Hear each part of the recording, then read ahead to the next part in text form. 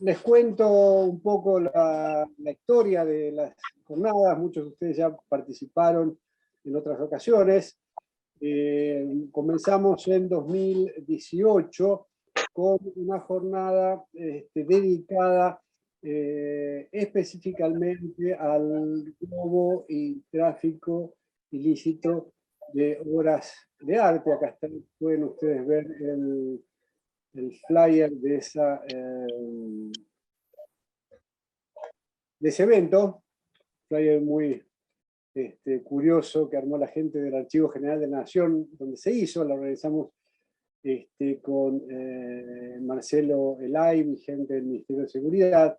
Y esto fue un poco el inicio de las jornadas que después en las versiones sucesivas tuvieron un carácter más volcado a la presentación de casos, sobre todo de casos de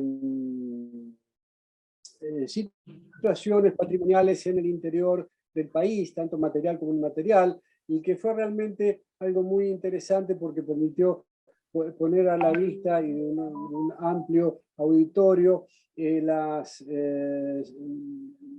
diferentes emprendimientos de comunidades que iban desde la pesca artesanal en Tierra del Fuego hasta la construcción con adobes en la Puna, pasando por capillas perdidas en valles catamarqueños, construcción de instrumentos musicales como la salsa guitarra de Atamisqui, y en la versión del año 2022 con una importante participación de museos y centros educativos en la provincia de Buenos Aires, el caso del museo que construyó en torno a una fragata inglesa hundida en la Patagonia en el siglo XVIII, en fin, diferentes tipos de problemáticas patrimoniales, pero siempre con la idea de mostrar el papel central de la comunidad en la preservación del patrimonio.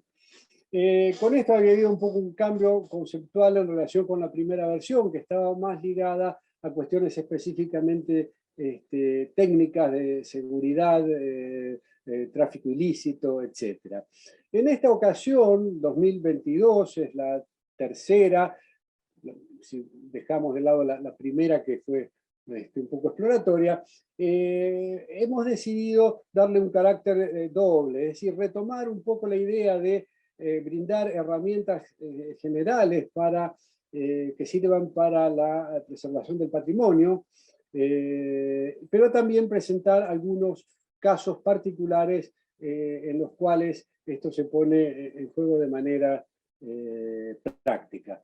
Hemos definido entonces 5 ejes que son legislación, que es el que vamos a tratar hoy, financiamiento, gestión, seguridad y tráfico ilícito.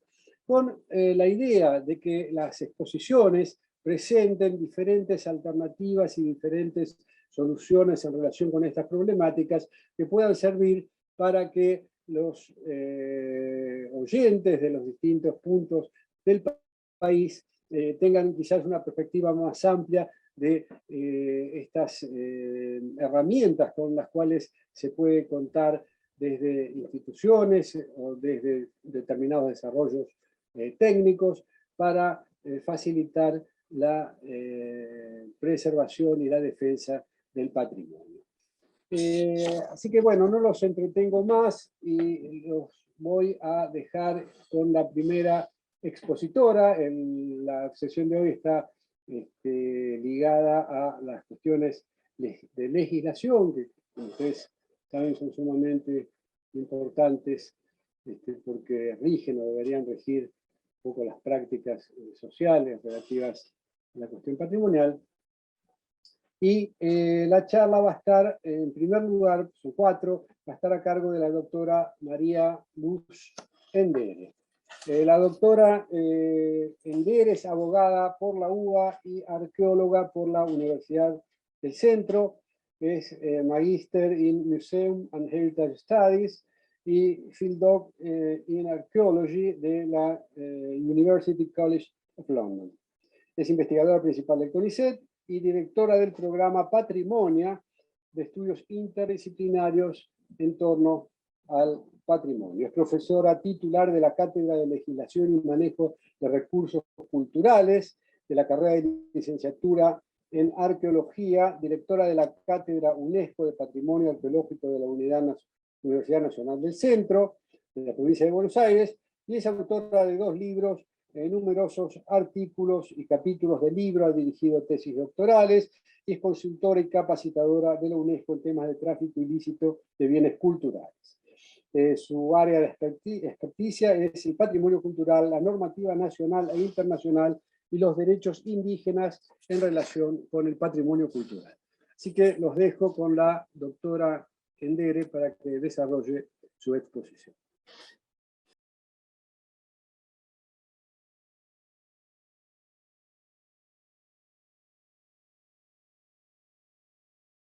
Buenas tardes. Hoy les voy a comentar respecto de la legislación del patrimonio cultural en la Argentina, tendencias y desafíos. Mi nombre es María Luz Endere. En primer lugar, les quería comentar que la normativa del patrimonio cultural, además de la normativa interna de cada país, existen convenciones internacionales que son obligatorias para los países en la medida que hayan sido ratificadas, y luego cartas y recomendaciones que no son vinculantes, es decir, no son obligatorias, tienen un carácter doctrinario, pero en algunos casos pueden tener cierto valor jurídico, por eso se lo suele llamar como normas de soft law, como vamos a ver ejemplos más adelante. La normativa interna de cada país está constituida, en el caso nuestro, por la Constitución Nacional, las convenciones internacionales que fueron ratificadas por ley y que por lo tanto pasan a formar parte del derecho interno, y las leyes nacionales. Y luego tenemos leyes provinciales y ordenanzas municipales que deben estar subordinadas a la legislación nacional y tienen una relación de coordinación con ellas, bajo pena de ser consideradas inconstitucionales. Este esquema lo establece la Constitución Nacional, que en los artículos mencionados declara que la Constitución es la ley suprema de la nación, por eso está en el vértice de nuestra pirámide jurídica, y que luego están también los tratados y convenciones internacionales, las leyes nacionales, y por debajo las normas de carácter local, como son las leyes provinciales y ordenanzas municipales.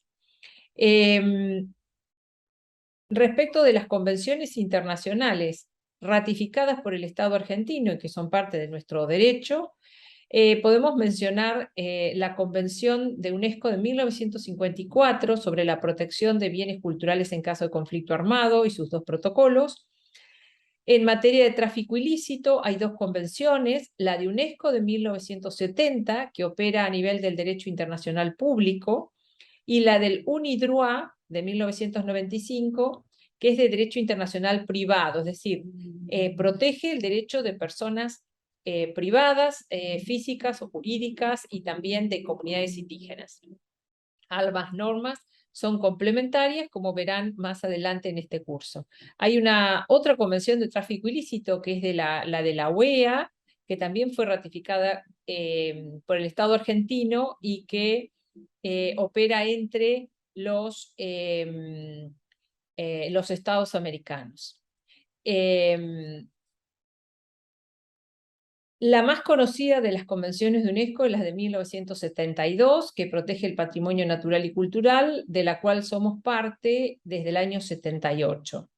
En virtud de esta convención están los sitios de la lista del patrimonio mundial. También tenemos el patrimonio cultural subacuático, que está protegido desde el año 2001 mediante una convención de UNESCO que fue ratificada en la Argentina en el 2009. La Convención para la Salvaguarda del Patrimonio Cultural Inmaterial de 2003, ratificada en la Argentina en 2006, y la Convención para la Protección y Promoción de la Diversidad de Expresiones Culturales del 2005, que fue ratificada en la Argentina en el año 2007.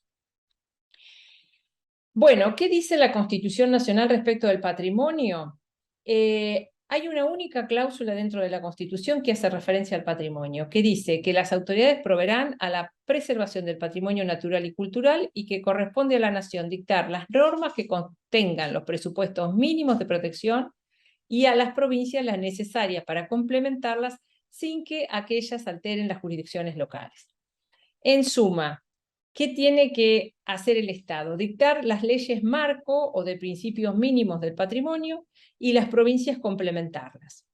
A su vez, ¿qué quiere decir proveer a la preservación del patrimonio? Que tiene que organizar una administración cultural y una administración de justicia preparada para proteger ese patrimonio. Y coordinada entre provincias y municipios.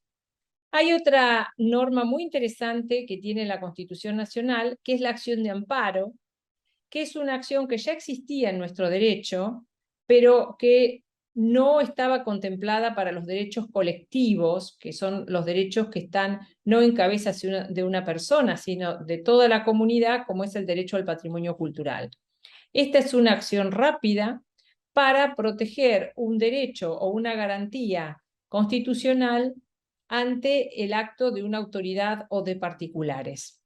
Y lo puede interponer el afectado, el defensor del pueblo o las asociaciones que tengan por fin proteger estos derechos, ¿no? Nosotros recordamos siempre que, por ejemplo, asociaciones de vecinos de la Ciudad de Buenos Aires presentan acciones de amparo para evitar la demolición de edificios. Bueno, está contemplado en nuestra Constitución Nacional. Bueno, ¿qué sucede? ¿Cómo funciona este modelo en la realidad? No tenemos una ley de presupuestos mínimos del patrimonio cultural. Sí existen leyes nacionales de distintas épocas que van rigiendo distintos tipos de patrimonios. Entonces tenemos una suerte de rompecabezas, ¿no? Tenemos una ley de patrimonio histórico y artístico del año 40 que ha sido modificada varias veces, la última vez en el 2015, una ley de registro del patrimonio cultural del año 99 que fue reglamentada en el año 2020, y a estas dos que están pintadas en amarillo me voy a hacer referencia a continuación. La ley de patrimonio arqueológico y paleontológico, del que van a hablar las colegas más tarde. También tenemos una ley de circulación de obras de arte y un registro nacional de comerciantes de antigüedades, obras de arte y otros bienes culturales, a la que también se va a hacer referencia otro colega posteriormente. Entonces, tenemos una diversidad de leyes de distintas épocas a nivel nacional, y esto se replica a nivel provincial y municipal. Las normas provinciales, lamentablemente, no siempre están en coordinación con las normas nacionales, y a veces sucede lo mismo con los municipios, que sancionan sus propias ordenanzas, algunas que son verdaderas normas, ¿no? Verdaderas leyes. Bueno, quizás lo más importante que tenemos que tener en cuenta respecto de cómo es el andamiaje jurídico para la protección de los bienes culturales es que tenemos bienes culturales que tienen distinto estatus. Todo lo que es yacimientos arqueológicos y paleontológicos y colecciones arqueológicas y paleontológicas son de dominio público del Estado. Mientras que el resto de los bienes, pensemos en bienes arquitectónicos, en objetos de arte, pueden ser públicos o privados y requieren una declaratoria para formar parte del patrimonio cultural. Esto es importante porque mientras que el patrimonio arqueológico y paleontológico no requiere ninguna declaratoria desde el momento de su hallazgo, es dominio público, el resto de los bienes necesita una declaratoria. Ahora, esa declaratoria no altera la titularidad del bien, pero sí se prevén medidas restrictivas del dominio. ¿Y esto de dónde surge? Bueno, surge de una ley muy antigua de patrimonio arqueológico y paleontológico que fue luego reformada, y del Código Civil que actualmente ha sido reformado con lo que se llama el Código Civil y Comercial Unificado del 2015. que reproduce la misma cláusula, dice que pertenecen al dominio público del Estado las ruinas y yacimientos arqueológicos y paleontológicos, y por ser dominio público del Estado, estos bienes son inenajenables, inembargables e imprescriptibles, es decir, no se pueden vender, no se pueden embargar, y por más que no se ejerce el derecho, no se pierde con el transcurso del tiempo.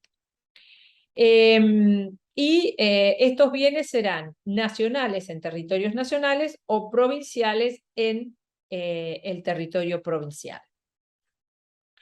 Y otra cosa importante que dice el Código Civil, y no quería dejar de mencionarlo, es que incorpora los derechos de incidencia colectiva, acuérdense, como el patrimonio cultural, y establece que la ley no ampara el ejercicio abusivo de los derechos individuales cuando se pueda afectar el ambiente y los derechos de incidencia colectiva en general, como por ejemplo el patrimonio cultural. Si bien esta cláusula requiere una ley especial, es muy importante que este Código Civil establezca un freno al derecho de propiedad al derecho de propiedad individual, que en la versión anterior del código no tenía ningún tipo de limitaciones. Bueno, vayamos ahora a la Ley de Patrimonio Histórico y Artístico. Esta ley, que fue reformada en el 2005, tiene una serie de cláusulas que son interesantes.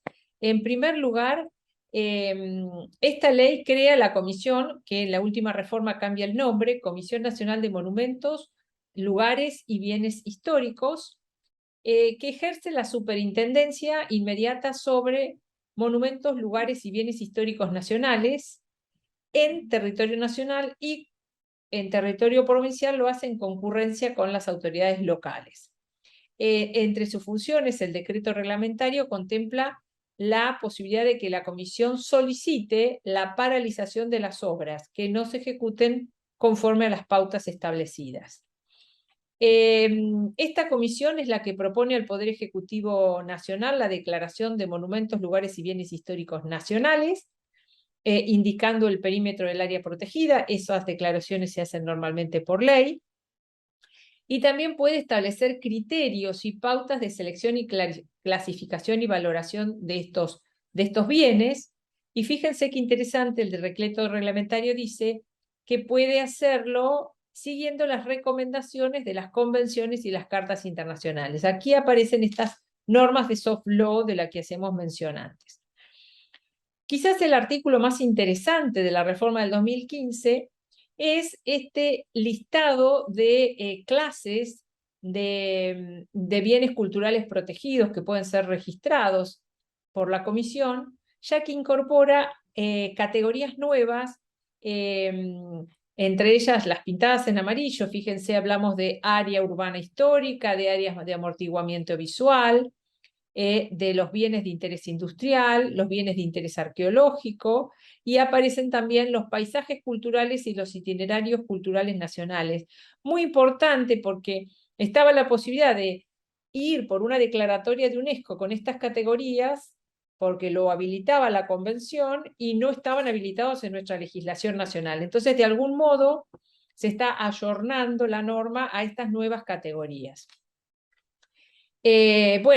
Estos bienes, como decíamos, no pueden ser vendidos, grabados ni enajenados sin la intervención previa de la comisión, que emite un dictamen de carácter vinculante.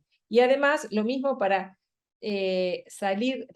sacar del país bienes muebles, se requiere la autorización previa de la comisión.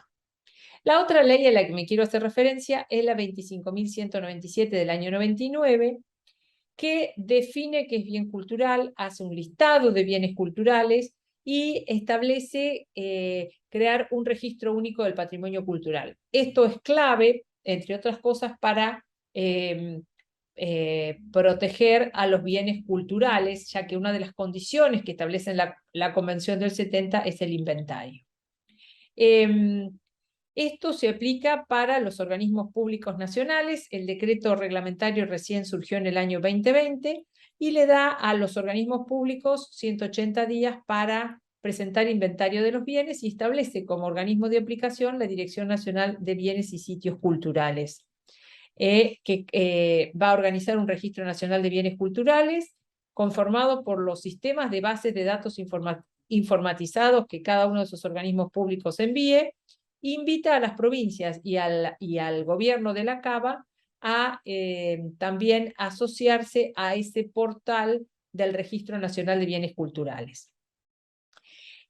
Aquí se está avanzando en un tema clave que es el inventario, y como va a comentar nuestra colega más adelante, para lo que es bienes arqueológicos y paleontológicos, existen respectivos registros que están regulados por la ley 25743.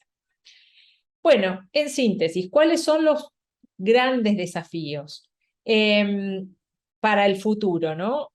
Lograr una mayor integración y coordinación para la protección del patrimonio a nivel nacional, provincial y municipal, porque como dijimos antes, no hay una verdadera coordinación entre las normas nacionales, provinciales y municipales. La otra gran cuestión es la transversalidad de las políticas de preservación y salvaguarda patrimonial, porque no solamente estas políticas tienen que estar en las normas de patrimonio, sino en todo otro tipo de normas, como son las que tienen que ver con ordenamiento territorial, desarrollo urbano y rural, obras de infraestructura, educación, ambiente, etcétera, para que realmente se aplique, ¿no? Que las normas, por ejemplo, de impacto ambiental incluyan el impacto cultural. Por otro lado, también es importante avanzar hacia una visión holística del patrimonio que integre el patrimonio cultural con el natural, porque todo nuestro sistema está pensado como compartimentos estancos, pero en la realidad se dan de manera integrada. Y finalmente, actualizar la agenda patrimonial, mirando un poco la evolución que han tenido estos conceptos a nivel internacional y a través de toda la labor desarrollada por los organismos internacionales, principalmente UNESCO, y subsanar vacíos legales. Nosotros no tenemos, por ejemplo, una normativa de patrimonio cultural intangible o patrimonio cultural subacuático. Se aplican las convenciones, pero no tenemos una ley nacional que ordene las políticas a nivel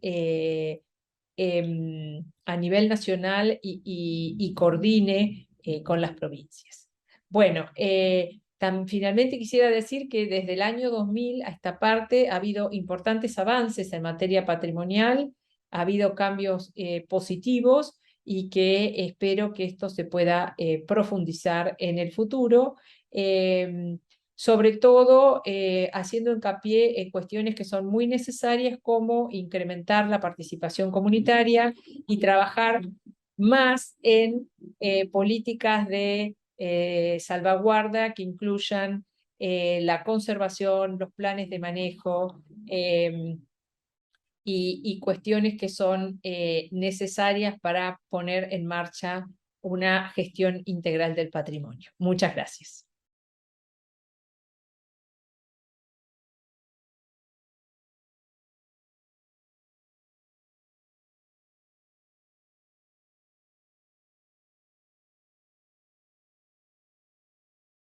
Del Instituto de Teoría e Historia del Arte Julio Pairó, del Centro Internacional para la Conservación del Patrimonio, de la Maestría en Patrimonio Artístico y Cultural en Sudamérica Colonial.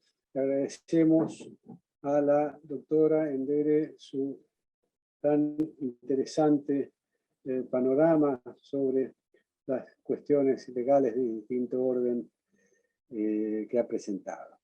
Y vamos a pasar entonces a la segunda exposición, que va a estar a cargo de la licenciada Malena Vázquez.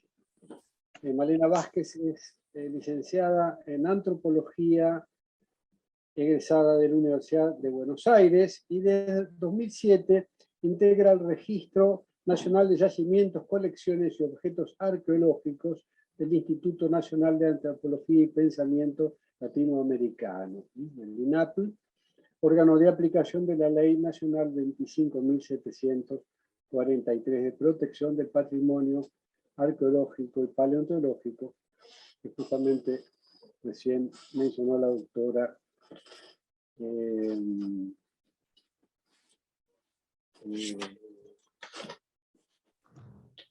Endere, que habló anteriormente. Como integrante del REINCOA, es decir, este Registro Nacional de Yacimientos, la licenciada Vázquez ha realizado y realiza actividades de asesoramiento y asistencia a las jurisdicciones provinciales, asesoramiento al público en general e investigadores sobre los trámites relacionados con esta ley de protección del patrimonio arqueológico, así como a peritajes solicitados en el marco de causas judiciales por distintas fiscalías federales o la Dirección Nacional de Aduanas o Interpol. Ha dictado cursos de capacitación, de asesoramiento para el registro de bienes arqueológicos y también para la gestión de la base de datos del Registro Nacional de Yacimientos, Colecciones y Objetos Arqueológicos.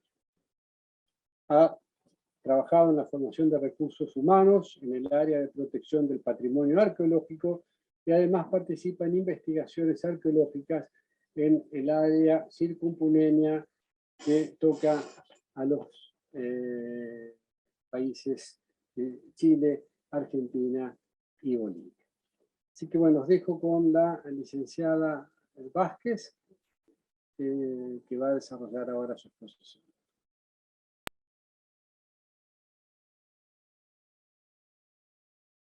Hola, yo soy Malena Vázquez, soy arqueóloga del Instituto Nacional de Antropología y Pensamiento Latinoamericano, que es el organismo nacional de aplicación en materia arqueológica de la Ley 25.743.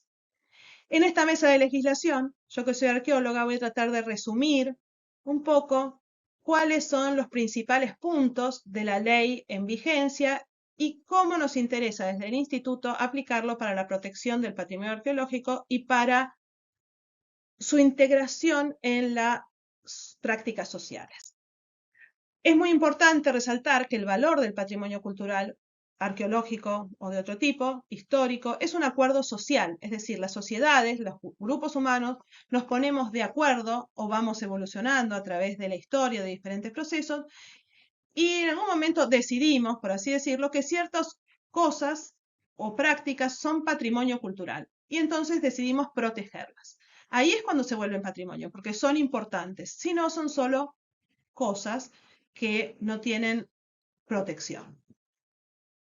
Cada sociedad, les decía, elige qué proteger, para qué y por qué. En este momento, nuestra sociedad y la sociedad argentina, desde principios del siglo XX, considera que los vestigios arqueológicos son parte de nuestro patrimonio cultural, que el patrimonio arqueológico forma parte de nuestra herencia.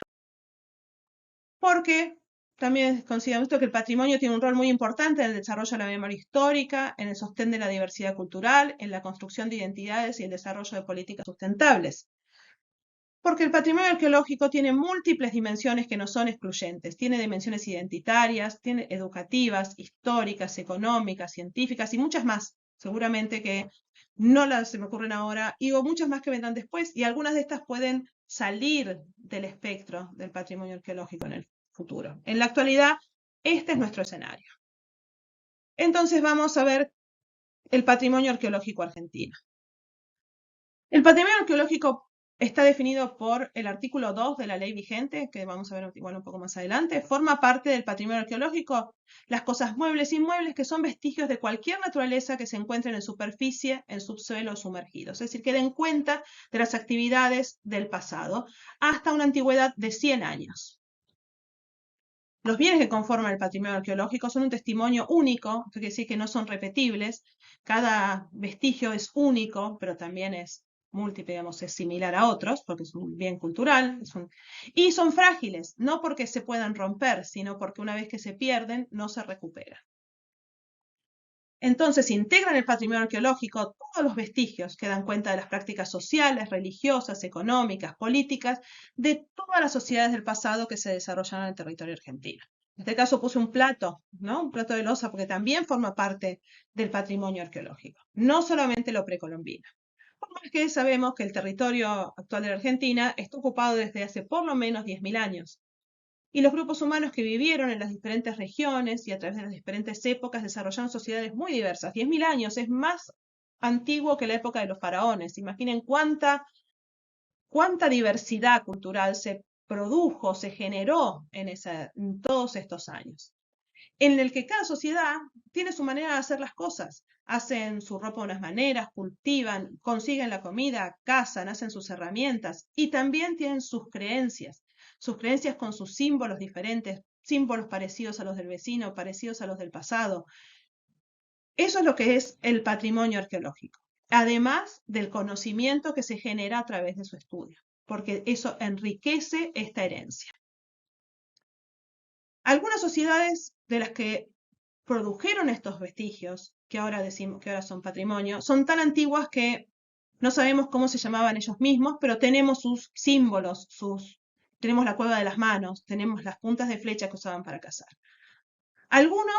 Otros figuran en las crónicas de la conquista y los documentos de la administración colonial. Entonces pueden colaborar a saber un poco cómo era esa vida, esas prácticas sociales. Y otros han llegado hasta nuestros días con continuidad histórica, como puede pasar con la zona Qom o la zona Mapuche. Pero la protección del patrimonio arqueológico, entonces, ¿cómo ha sido en la Argentina?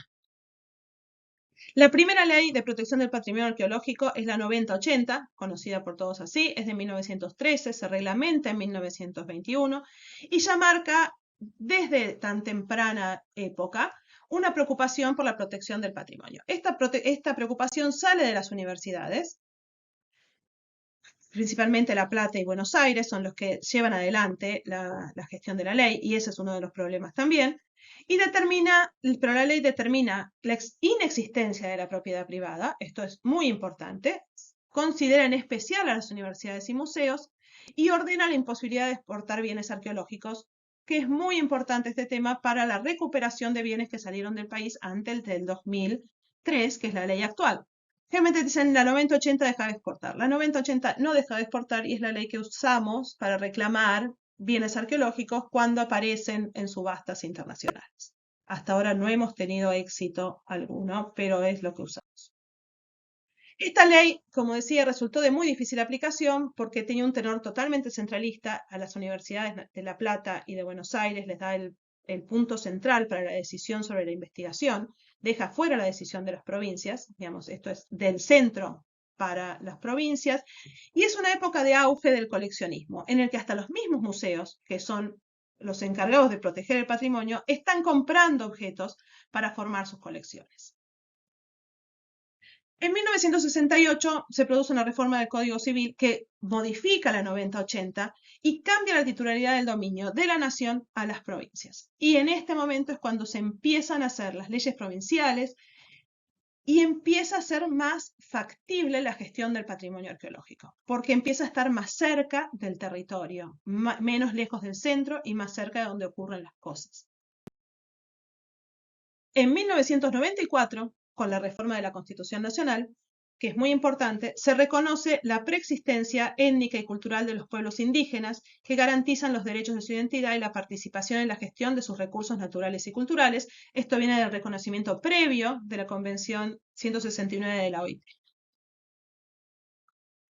En el artículo 41, la Constitución da claramente esto, que los habitantes gozan del derecho a un ambiente sano y que las autoridades proveerán la protección a este derecho. Por lo tanto, la protección del patrimonio cultural y arqueológico es una protección constitucional.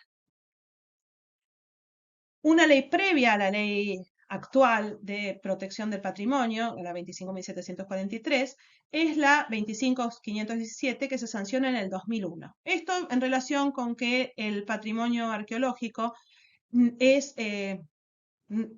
tiene múltiples facetas. Una de las facetas del patrimonio arqueológico es que se relaciona con la herencia de los pueblos que habitaron Argentina antes de que Argentina fuera Argentina, o que la habitan desde antes, porque ellos habitan la Argentina y son argentinos desde antes. Esta ley, la 25.517, establece que los restos mortales de las comunidades aborígenes deben volver a sus herederos si estos los reclamaran. Que para realizar cualquier emprendimiento científico o cualquier tipo de cosa que pueda modificar esta herencia, se debe consultar, debe existir la consulta previa, libre e informada con las comunidades que así lo reclamen, que tengan ancestralidad con estos objetos, o estos vestigios, ¿no? Estos sitios arqueológicos. Este es el camino que lleva al 2003 a la sanción de la Ley 25.743 de protección del patrimonio arqueológico y paleontológico, que determina que el Instituto Nacional de Antropología y Pensamiento Latinoamericano es el organismo de aplicación a nivel nacional. Esta ley es una ley federal o de aplicación federal, ya vamos a ver más adelante. Los bienes y yacimientos arqueológicos determina que son de dominio público, es decir, que los bienes arqueológicos respetan las jurisdicciones que se establecen en el Código Civil y en la Constitución Nacional. Cada provincia ejerce el dominio sobre los bienes comprendidos en su territorio. Por lo tanto, las provincias son registros primarios, le decimos nosotros, no sé si es el término adecuado jurídicamente, pero son las que tienen el primer contacto y obligación y derecho sobre el patrimonio arqueológico. Esto está en el artículo 9, que dice que el dominio de los bienes arqueológicos respeta las jurisdicciones en consonancia con el artículo 235 del Código Civil. También legisla sobre las colecciones existentes, que también era un problema muy grande porque estas colecciones estaban, pero no estaban legalizadas, no había obligación de registro, entonces no se sabía qué había. Y porque se suponía que eran de las personas, de los poseedores. Entonces, una cosa que queda muy claro es que ya lo vimos, que el patrimonio arqueológico es de dominio público. Entonces las colecciones deben registrarse, tanto las públicas como las privadas, y se prohíbe la conformación de nuevas colecciones. Las colecciones, los coleccionistas, que decimos nosotros, se congela. Queremos saber una foto de lo que hay. Para que un coleccionista incorpore nuevos objetos, debe incorporarlos de una colección que ya esté registrada. Y la colección registrada debe haberse hecho en tiempo y forma o de una manera que se justifique por qué no se hizo dentro de los 90 días. Tiene que haber sido una formación, 90 días que marca la ley. Tiene que haberse conformado esta colección previamente a la ley. No, yo no sabía y en el 2005 me compré todas estas cosas. Esas cosas no, sino que esto es una colección que heredé de mi padre o yo la tengo hace mucho y no sabía que existía la ley y ahora quiero ponerme al día con la ley. Entonces en ese caso sí se aceptan nuevos registros, pero no son registros para vendérselo a otro y que sean colecciones previamente adquiridas recientemente. Los tenedores de bienes arqueológicos deben registrarlo y para eso se debe hacerlo en las fichas únicas de registro, que son las que diseña, las que están emitidas por el Instituto Nacional de Antropología y Pensamiento Latinoamericano. Recientemente hicimos una reforma, una actualización de las fichas en las que vamos distinguiendo, porque también esto nos lleva casi 20 años de aplicación de la ley, distinguimos entre colecciones de origen arqueológico y colecciones de origen de coleccionistas. Las colecciones de origen arqueológico se generan solamente por la investigación. Y esas colecciones pertenecen al Estado provincial, que es el encargado y el que tiene el derecho de dejar trabajar con esas colecciones. Mientras que las colecciones de los coleccionistas tienen otro origen, es decir, el coleccionismo de cosas hermosas, y también los coleccionistas tienen obligaciones de dar acceso a esas colecciones y tienen que conservarlas como si fueran un museo. Tienen que tener muy buenas condiciones de conservación. También, muy importante, la ley legisla sobre la investigación y la intervención. Y es muy importante, otra vez lo digo, para los arqueólogos, que esta ley deja muy claro que para trabajar en sitios arqueológicos y para hacer investigaciones arqueológicas, usted debe ser arqueóloga o arqueólogo con título habilitante o similar. Por ejemplo, si hay historiadores que hacen, porque en la provincia donde viven no existe la carrera de arqueología, pero hacen antropología o historia y se especializan en arqueología. También la ley da funciones muy diferentes y muy claras para el Estado nacional y para los estados provinciales o jurisdiccionales como la Ciudad de Buenos Aires. Queda claro que el Estado nacional ejerce la protección jurídico-legal de todo el patrimonio arqueológico en el territorio nacional. Por lo tanto, es el último recurso para la defensa del patrimonio. No es el primero, como a veces pasa, que nos llegan muchos reclamos directamente al instituto y nosotros lo que hacemos siempre es lo pasamos a la provincia, porque es la provincia la que tiene que gestionar la protección del patrimonio, es la que tiene el territorio, el Estado nacional tiene otras funciones. Y también tienen, esto sí, ejercer la defensa y custodia del patrimonio arqueológico en el ámbito internacional. Por eso son que desde la Nación se hacen los reclamos para la restitución de objetos que están en las subastas y para el retorno de otros objetos secuestrados en causas judiciales, pero la verdad hay 2 casos muy resonantes, pero para paleontología y no en arqueología. Mientras que las provincias y el gobierno autónomo de la Ciudad de Buenos Aires deben establecer la creación de un organismo competente que tendrá a su cargo la aplicación del patrimonio. La ley prevé la creación del RENICOA, que es donde trabajo yo, que es el Registro Nacional de Yacimientos, Colecciones y Objetos Arqueológicos, que es a su vez una base de datos que compila toda esta información que se produce en las provincias, que tienen obligación de mandarla, y es el organismo, es la oficina dentro del instituto que se ocupa de la aplicación de la ley. Las funciones del RENICOA, vamos entonces. Tiene que organizar y actualizar el Registro Nacional de Bienes Arqueológicos, que viene de información que se junta de las jurisdicciones, se compila. Establecer las correspondientes relaciones de coordinación y colaboración entre los organismos jurisdiccionales, trabajar para alcanzar una mejor legislación, promover acciones tendientes a la mitigación de diversos impactos y evaluar las solicitudes de exportación, que también, dependiendo de los casos, obviamente tienen que contar con el permiso provincial. Nosotros lo que hacemos en el instituto se analiza, se ve, que toda la información presentada sea correcta, que la documentación sea correcta, y entonces se da el permiso para realizar la exportación. Esto depende, cada provincia nos ha dado instrucciones de cómo cuáles son los requisitos provinciales. Y nosotros aplicamos eso antes de dar los permisos, pero el trámite se hace por el instituto. Es muy importante para nosotros también las funciones de asesoramiento y difusión. Estamos siempre disponibles para las jurisdicciones provinciales, para los particulares, para los museos, por más que no sean de nuestra jurisdicción. De hecho, no tenemos tanta jurisdicción. La Nación tiene solo jurisdicción en las universidades, casi podríamos decir, y en las instituciones de gobierno.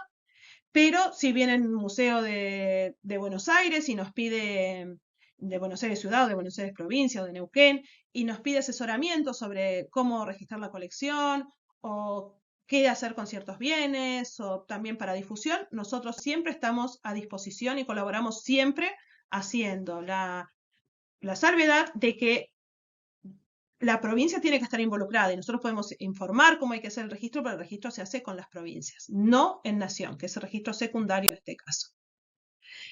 Y de 2003 al 2022 son casi 20 años de construcción y aprendizaje. Lo que hemos aprendido es que esto es una orquesta. El patrimonio se gestiona entre todos y como una orquesta. Cada uno hace su parte para que nos salga linda la canción final. Y hemos ido aprendiendo en todo esto también que, bueno, la orquesta puede tener el vaso lleno o el vaso vacío, como se quiera ver. Yo creo que está llenándose. Una cosa que aprendimos es que el INAPEL se relaciona a trabajar en red con muchos y diferentes ámbitos. Se relaciona con las provincias, con las fuerzas de seguridad, con el Poder Judicial, con las fuerzas de control. Se relaciona con las comunidades originarias, con los profesionales. Esta es nuestra gran orquesta. Y con la comunidad en general, con los habitantes de la Argentina. Y también del extranjero, que quieren saber sobre el patrimonio arqueológico argentino y que deben cuidarlo. Por ejemplo, para el rally es muy importante para el Paridata. Esto, aprendimos a trabajar en red. En red es cómo se trabaja para la protección del patrimonio y es muy importante, ejemplo, por eso en estas grandes redes que hemos ido formando en el Comité de Tráfico Ilícito, sobre todo, tráfico ilícito nacional, que funciona a nivel nacional, y de a poco va habiendo comités de tráfico ilícito provinciales, que es donde nos relacionamos todos estos organismos en los que nos preocupa el tráfico ilícito de estos de bienes culturales en general, pero vamos conociendo un poco. Entonces es una manera de formar una red muy fuerte. Se iniciaron muchísimas causas, se restituyeron más de 5.000 piezas a otros países, sobre todo a Perú. Pero estas son las deudas. Este es el vaso lleno, este es el vaso vacío. Tenemos que implementar un sistema, lograr que la protección del patrimonio arqueológico esté considerada en todas las provincias y en la Nación desde el principio de las obras. Estas son las grandes obras, también en las obras civiles, pero también la gente que saca permiso para hacer una construcción en su casa tiene que ser informada, dependiendo del área, de que puede tener relación con el patrimonio arqueológico y que entonces es necesario hacer algún tipo de estudio. Y esta es una deuda que ocurre en todo el país y no es que no ocurre. En muchas provincias, en muchos lados se hacen muy buenos estudios de impacto. El gran problema es que la variable cultural, la variable arqueológica no está considerada desde el principio. Entonces siempre parece que venimos a hacer capricho y no hacemos capricho, sino que esto debe estar considerado desde el principio, desde el artículo 41 de la Constitución. Hay que aceitar esos mecanismos. Y finalmente, otra deuda que tenemos es que necesitamos penas más duras y multas efectivas para los infractores a la ley. El patrimonio arqueológico es de todos, es un bien del presente para el futuro y es nuestra herencia del pasado y todos somos responsables de su protección y preservación, cada uno con su instrumento en su lugar de la ruta. Muchas gracias a todos por su atención y como les decía, estamos a su disposición para lo que necesiten.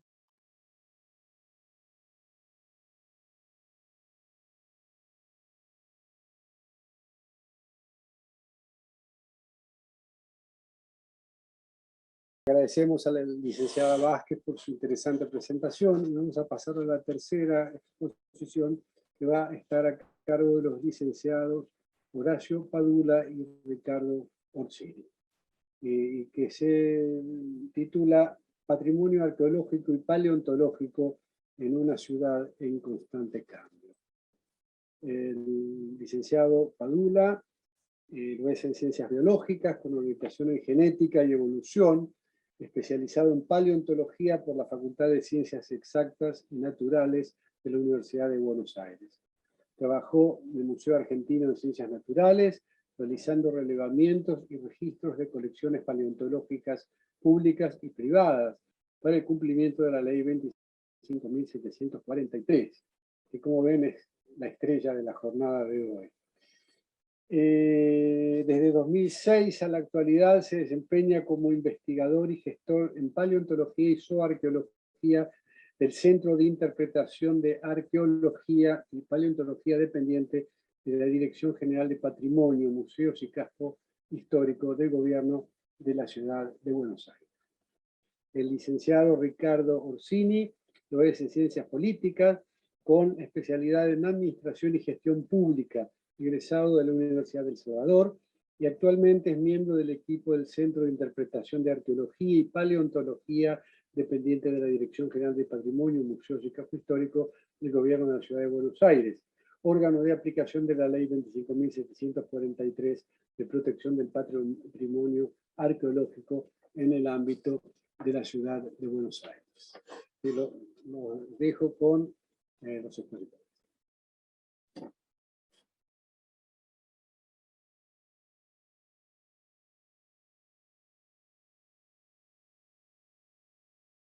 Buenas tardes, mi nombre es Ricardo Orsini, acá junto a Horacio Padula.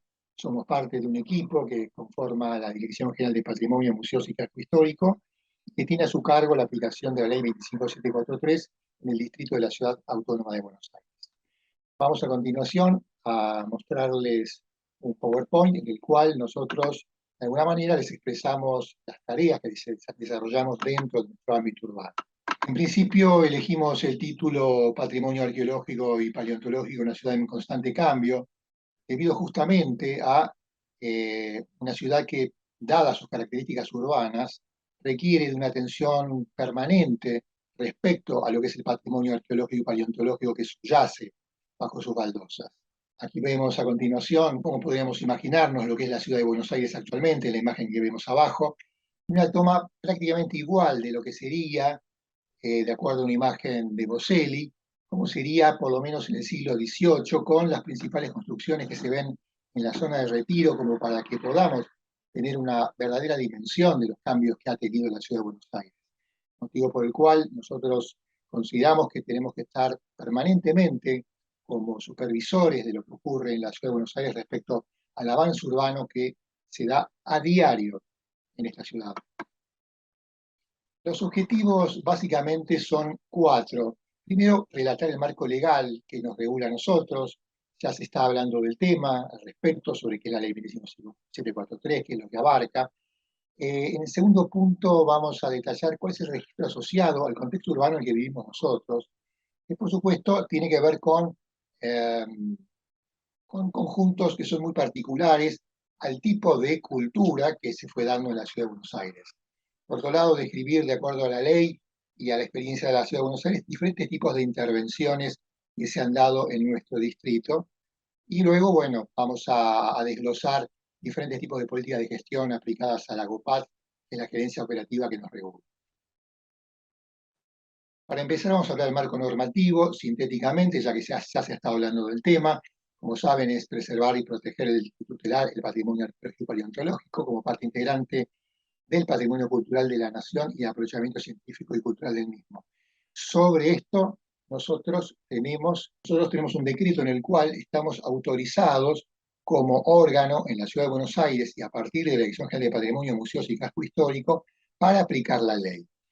Vamos a mencionar algunos de los puntos que se desarrollan, ya que en realidad se desarrollan todo lo que abarca la ley, pero los que habitualmente nosotros estamos más familiarizados. Uno de ellos tiene que ver con que nosotros recibimos las denuncias de yacimientos, objetos y restos que tienen que ver con la irrupción de cualquier tipo de objeto y resto arqueológico y paleontológico en la Ciudad de Buenos Aires.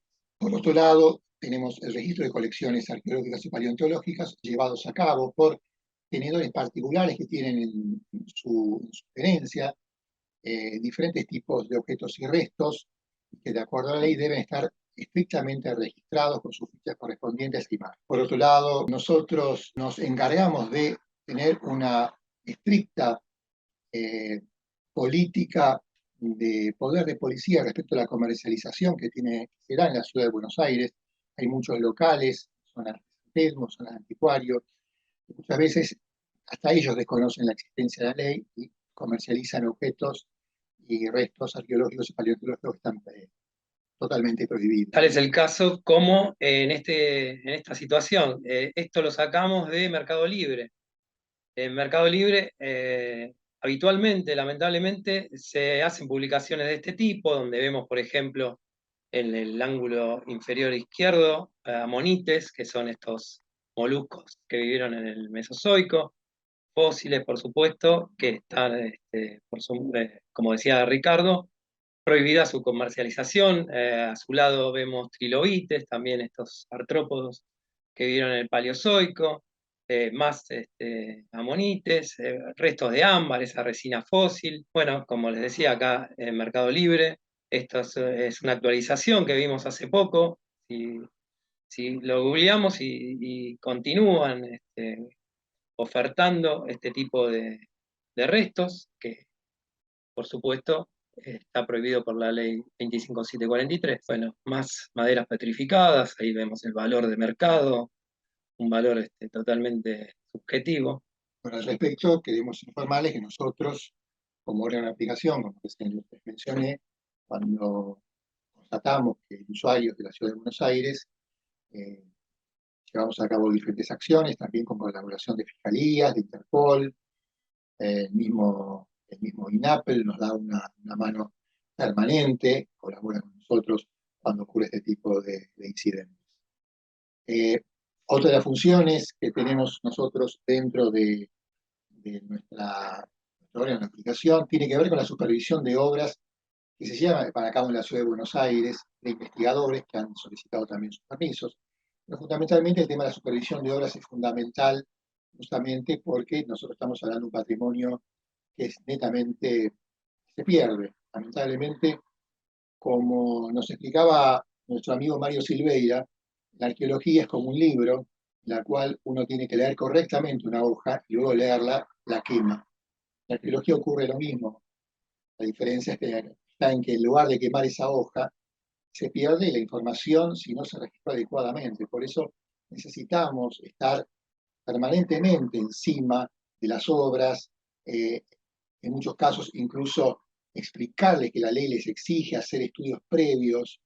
En definitiva, estamos con políticas de difusión muy amplias justamente para que los emprendedores conozcan de la ley y lleven a cabo la misma previa a cualquier tipo de emprendimiento de grandes dimensiones, en sectores en que consideramos en que hay un alto potencial arqueológico. A partir de ahora vamos a hablar qué es lo que podemos encontrar dentro de nuestro contexto histórico y urbano. Como vemos, debajo de cualquier tipo de estructura edilicia podemos encontrar restos de otras anteriores, debido a que muchos edificios, por ejemplo, aquellos construidos a fines del siglo XIX, principio del XX, no se construía con grandes cimentaciones, de manera que la construcción era de superficie hacia arriba y debajo quedaban restos de construcciones anteriores, de tal manera que cuando estos edificios son demolidos, tenemos que tratar de tomar esta información que se puede obtener de lo que había anterior. Entre los objetos, por supuesto, tienen que ver con la vida doméstica y cotidiana de la gente.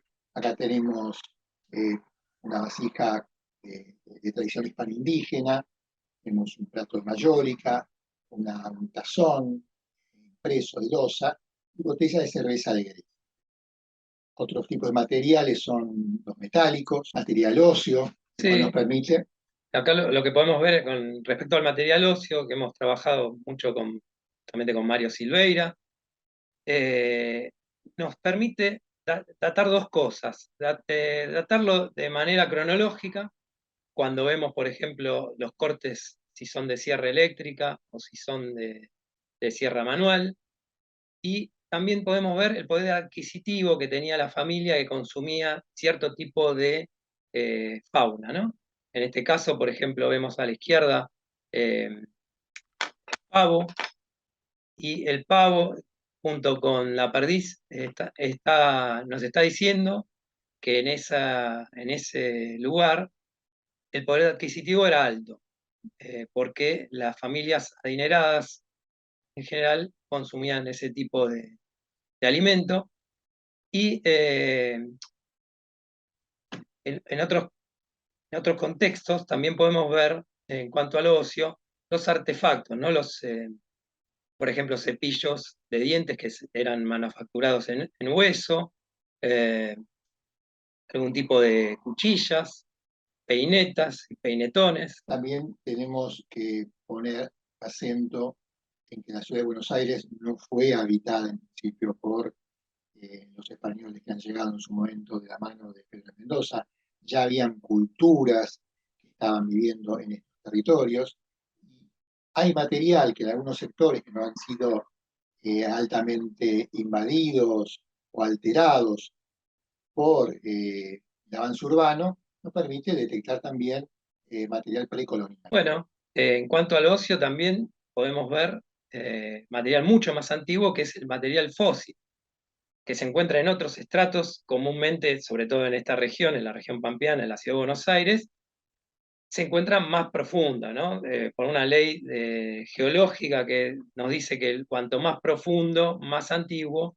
Bueno, es el caso de la región pampeana, donde no hay un diastrofismo importante, un movimiento tectónico, por lo cual esta ley se cumple linealmente.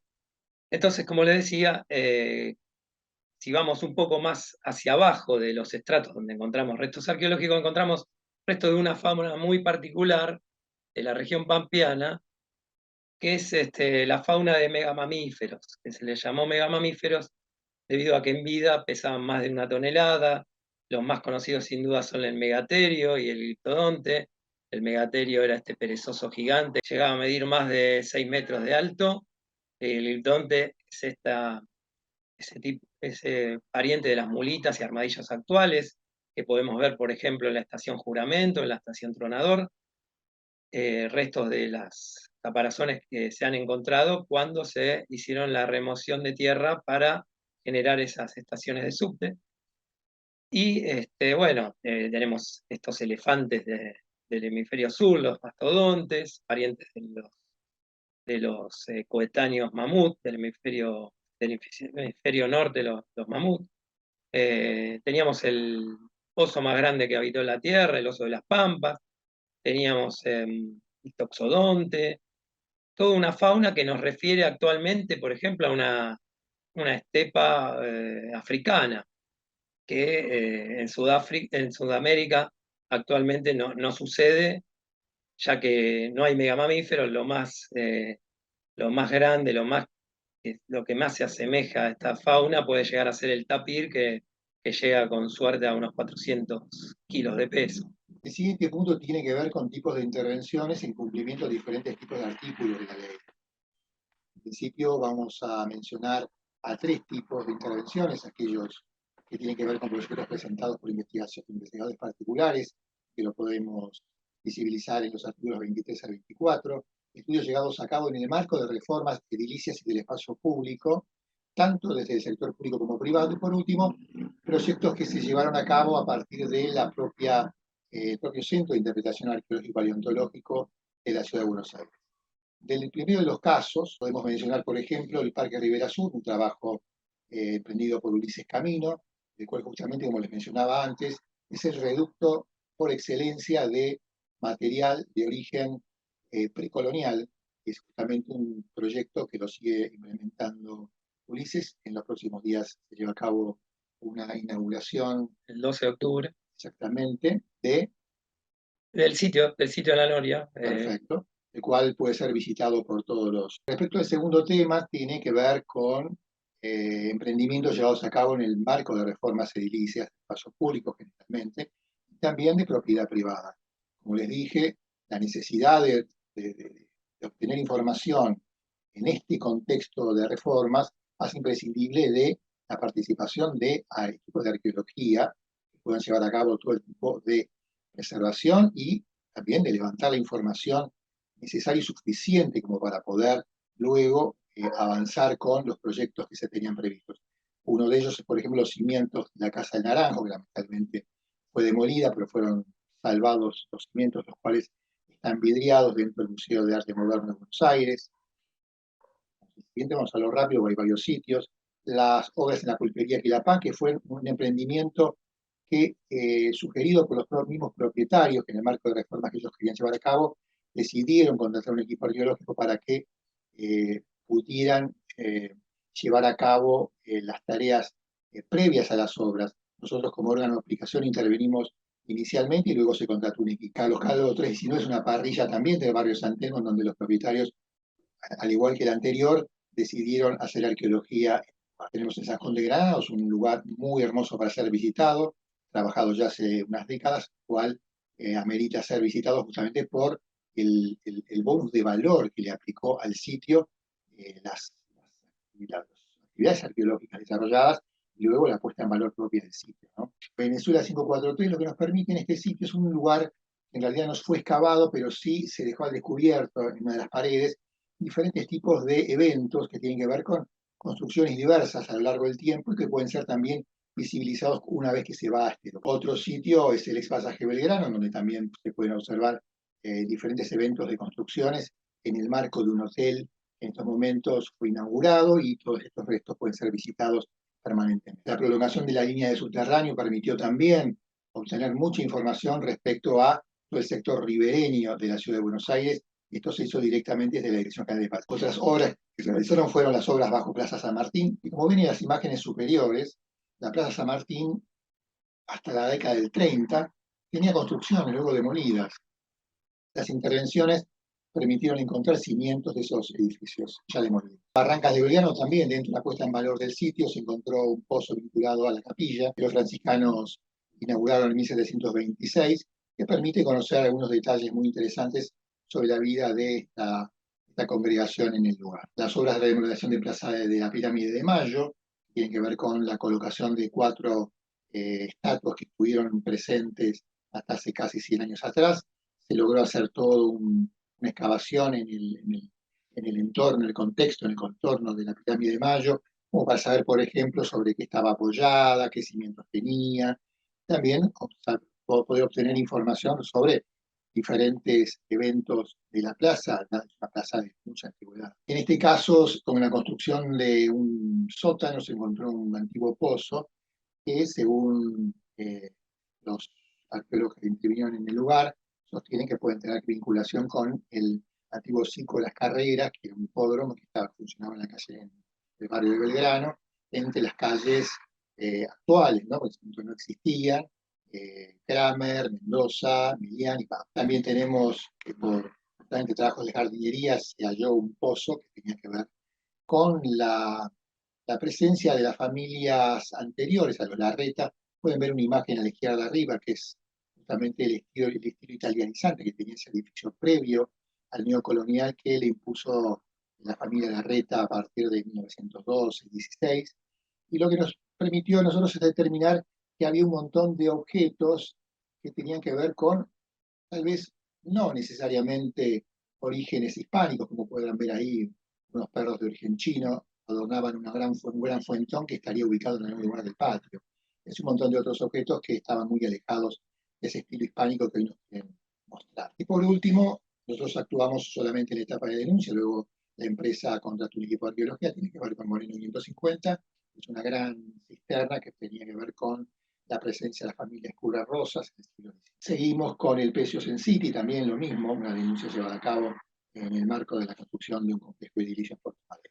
En este caso, en Montevideo 937, se estaban construyendo los cimientos para un hotel que funciona actualmente, y nos llaman por una denuncia de un vecino que dice ver algo así como una cisterna o un fragmento de una cisterna que estaba irrumpiendo ahí con esa remoción de tierra que se estaba realizando. Fuimos al lugar, no se detectó esa supuesta cisterna, quedamos en contacto con los obreros y con el arquitecto a cargo de la obra por si llegaba a haber alguna irrupción de algún resto patrimonial. Bueno, esta gente se comunica con nosotros por el hallazgo de algunos huesos, que nosotros pensábamos que se trataba de unos huesos recientes, arqueológicos, de consumo, como los que les mostrábamos anteriormente. Bueno, la sorpresa fue que al llegar nos encontramos con restos de un perezoso gigante, de estos celidoterios, que vivieron hasta hace 10.000 años, y que, bueno, encontramos vértebras, costillas, y que llegaban a pesar más de 1 tonelada, ¿no? Como habíamos hablado. Lo importante de este sitio, entre otros, es entender que cuando se demuele un edificio que era de 1910, 1920, como debajo podemos encontrar no solo registros arqueológicos, sino también paleontológicos. Eso tiene que ver con la profundidad de depositación de este tipo de especies, ¿no, Horacio? Claro, como decíamos antes, por esta ley de Steno que habíamos nombrado, cuanto más profundo, más antiguo. Bueno, en el caso del gliptodonte que fuimos a rescatar en la Ernestina, esto se dio de una manera muy particular, ya que fue lejos de nuestra jurisdicción de la capital federal, de la ciudad autónoma de Buenos Aires. Justamente en el partido del 25 de mayo, la localidad ernestina, habían detectado que en una escuela abandonada se estaban realizando visitas de manera ilegal, digamos, entrando por una puerta que estaba cerrada, vandalizándola. Se estaban visibilizando vía YouTube filmaciones donde se veía el material que había dentro de esa escuela abandonada, y entre otras cosas aparecía una coraza de un gliptodonte aparentemente rescatado del río Salado cercano a esa escuela. Bueno, como la denuncia recayó en la Dirección General de Patrimonio, la Fiscalía, la UFEMA, determinó que vayamos conjuntamente con una delegación de la policía de la ciudad a hacer un rescate a esa escuela, con lo cual fue derivada esta coraza de gliptodonte al Centro de Interpretación de Arqueología y Paleontología, donde nosotros trabajamos con Ricardo. Acá vemos la coraza de gliptodonte en el CIAP, el Centro de Interpretación, y está en instancias de restauración. Y por último, el último tipo de intervenciones tienen que ver con aquellas llevadas a cabo desde la Dirección de Patrimonio. Y vamos a dar solamente 2 ejemplos al respecto, para no andar demasiado. Uno de ellos tiene que ver con el Café de Hansen, el mítico café donde se dice que se bailó tango por primera vez en los bosques de Palermo, el cual logramos encontrar no solamente los cimientos del edificio, sino cuantiosos objetos relacionados con el uso del bar. Y por último, una intervención realizada en nuestras dependencias, en el patio de la Casa de Líneas, que también nos permitió identificar muros que actualmente no son visibles. Y para terminar, que es el último punto que les agregué dentro de los objetivos, es la importancia de entender cómo necesitamos en conjunto no solo difundir lo que es la ley, lo que es la necesidad de emprender cualquier tipo de intervención arqueológico previo a aquellos proyectos que se llevan a cabo en zonas de alto potencial, sino la necesidad también de trabajar en conjunto con otros organismos, no solamente de la Ciudad de Buenos Aires, sino también de Nación, el INAP, la Fiscalía, la Policía, Interpol. Es una tarea que se realiza entre todos, que lamentablemente a veces es un esfuerzo que lucha contra la corriente. Imagínense en la Ciudad de Buenos Aires la cantidad de obras que tenemos a diario, y estar presentes en todas es imposible.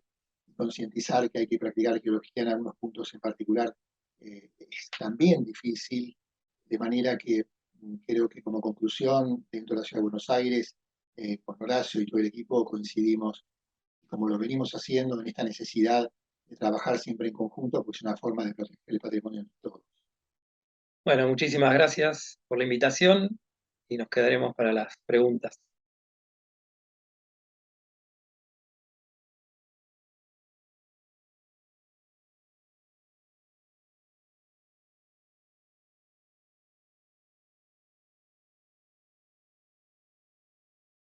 No, muchas gracias a ustedes por una exposición tan interesante, que además nos ha dejado una lista de sitios para visitar en la Ciudad de Buenos Aires.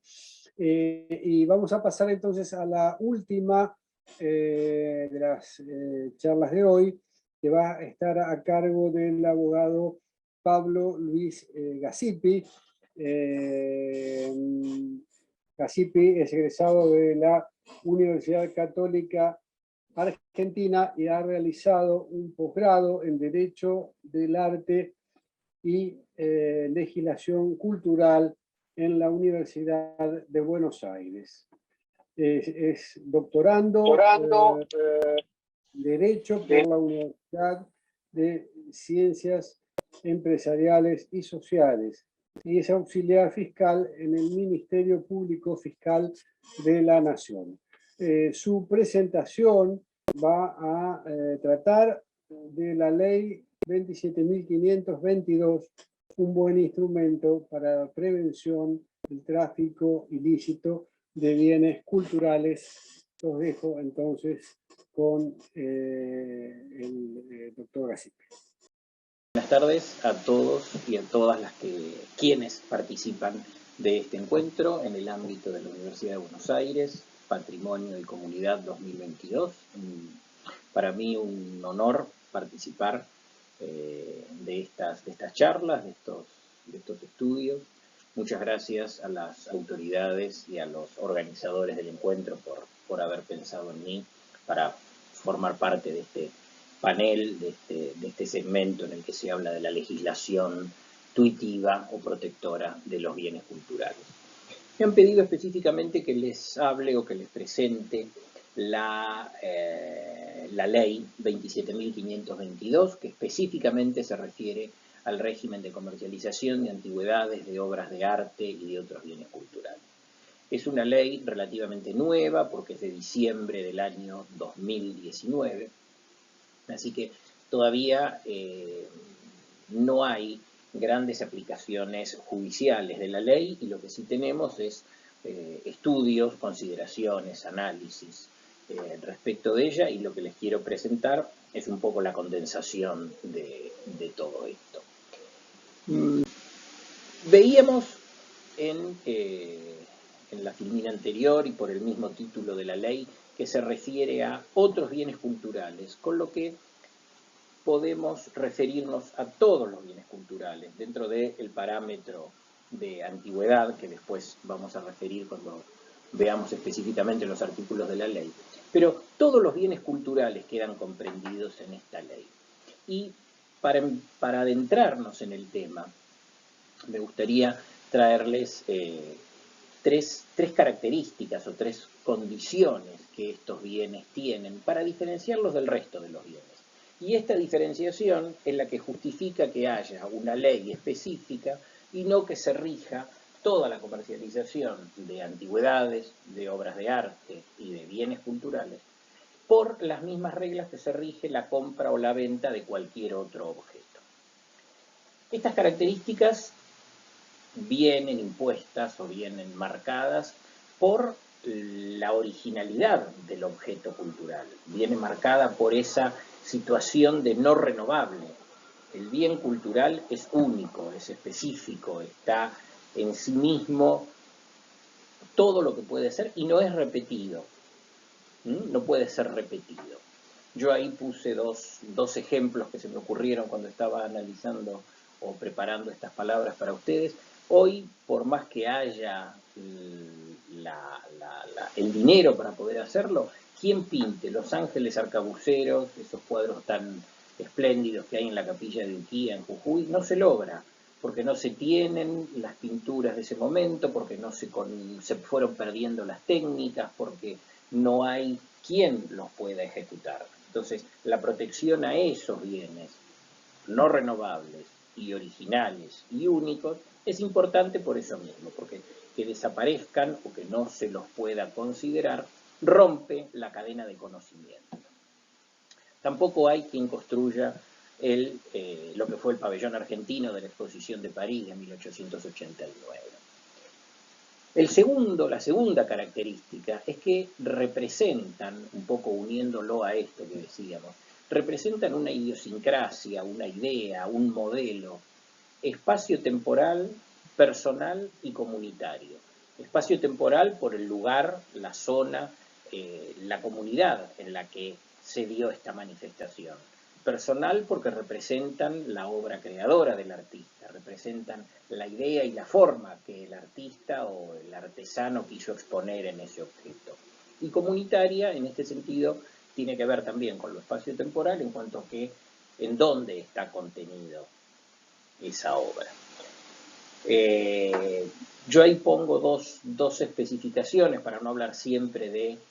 al hablar de bienes culturales, hablamos de bienes inmateriales y de bienes materiales. Bueno, acá les pongo dos ejemplos de bienes inmateriales y un ejemplo de bien material.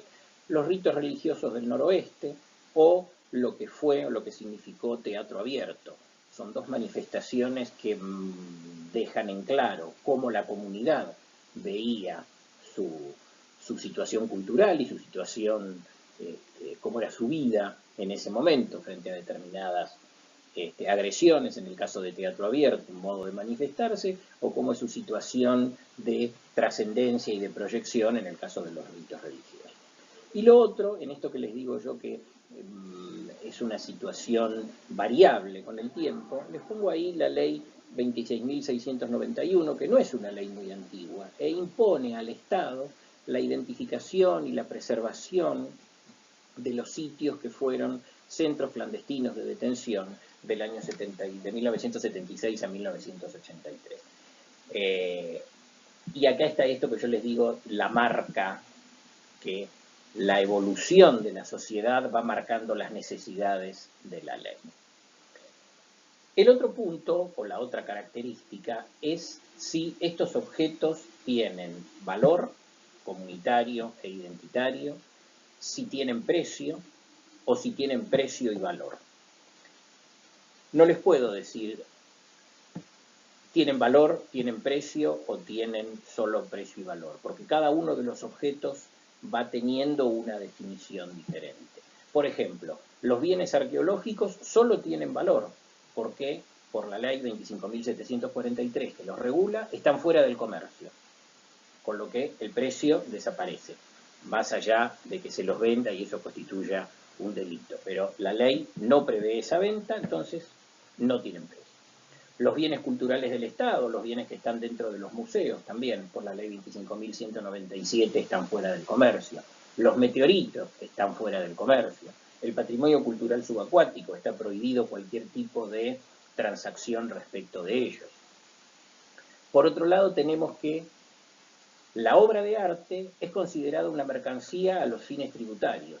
Allí yo les pongo un fallo de la Corte Suprema de Justicia donde se discutía esto. Si los objetos, si las obras de arte tenían solo valor, ¿cuál era el tributo que correspondía pagar sobre ellos para casos de exportación o para casos de la declaración en el impuesto a los bienes personales?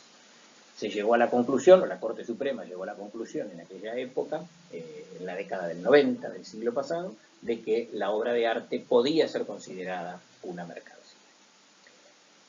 Después de dicho todo esto, tengo que decirles también que la variedad de leyes o la cantidad de leyes que hay no traen una definición, no hay una especificación de a qué vamos a considerar o a qué debemos considerar un bien cultural. Sí aportan ideas, sí aportan una lista de características. Entonces, los objetos que cumplan con esas características o con esas exigencias sí pueden ser considerados. ¿Cuál es el punto que lleva a que la ley regule la comercialización de este tipo de objetos? Hay un interés por estos objetos, y es tal el interés que hay quienes cumplen con las leyes que regulan la compra y la venta, o la comercialización en general, y hay quienes no. Entonces, la ley tiene que poner un régimen de control de venta de estos objetos para evitar que surjan noticias o surjan situaciones como las que reflejan estas dos noticias. Que fíjense, una sucede en la Argentina, en el centro de Buenos Aires, robaron una obra, esa custodia de oro y plata del siglo XVIII que estaba en la iglesia de San Ignacio, la iglesia más antigua de Buenos Aires. La encontraron en un anticuario a 10 cuadras del templo, estaba exhibida para la venta. La otra no tuvo igual suerte, una obra de 3 toneladas de bronce de Henry Moore, se la robaron de un parque de Londres, y en la segunda columna de esa noticia vuelcan las palabras de el encargado de la policía de Londres de hacer toda la investigación, y fíjense que dice que no se lo robaron como obra de arte para llevarla a otro lado, sino para fundir el bronce y por el alto precio de mercado de este material. Entonces la ley a lo que tiende es a poner límites a quienes compren, vendan y comercien con estos objetos tan especiales. Yo les decía que no hay una definición específica de qué son los bienes culturales. Sí hay una interpretación de la Corte Suprema, otra conformación, no la misma Corte Suprema que dijo que las obras de arte eran una mercancía. Acá ya había cambiado un poco la idea. Esto es un fallo del año 2013 y se repitió este año 2022. La frase es un poco larga, pero condensa todo esto que yo les vengo diciendo. Si me permiten, la leo yo también. El patrimonio cultural de una nación preserva la memoria histórica de su pueblo y en consecuencia resulta un factor fundamental para conformar y consolidar la identidad. Es por ello que la tutela por parte del Estado adquiere vital importancia, puesto que permite preservar los testimonios de civilizaciones pasadas y presentes, los que resultan indispensables puntos de referencia de toda la sociedad a la hora de programar sus proyectos sociales a futuro. Resalto el sentido de la frase, testimonios de civilizaciones pasadas y presentes. Manifestaciones de la idiosincrasia, manifestaciones de los hombres que viven en esa sociedad. Y el otro punto, indispensables puntos de referencia. Esto ténganlo en cuenta porque después nos va a servir para ir identificando los objetos que están comprometidos dentro de la ley. ¿Cómo es el sistema de estas cantidades de leyes que yo les digo que la Argentina ha dictado para poder ejercer la tutela del patrimonio cultural? Tiene dos vertientes, una preventiva y una represiva. La preventiva es la que trata de evitar que se degrade el patrimonio o de que haya algún tipo de expolio o de tráfico ilícito. La represiva es la que sanciona con pena de prisión, pena de multa, pena de inhabilitación, aquellas acciones que desconocen el cumplimiento de las obligaciones de la tutela preventiva. No voy a hablar del aspecto represivo porque se hablará más adelante en el panel específico. Y dentro de la preventiva hay tres medios de llevarla adelante. Yo lo separé en 4 para poder explicarlo, pero son 3 en realidad. A y B son uno, C es otra y D es la otra. Preventivamente, ¿qué es lo que se trata de hacer? ¿O qué es lo que hace el Estado?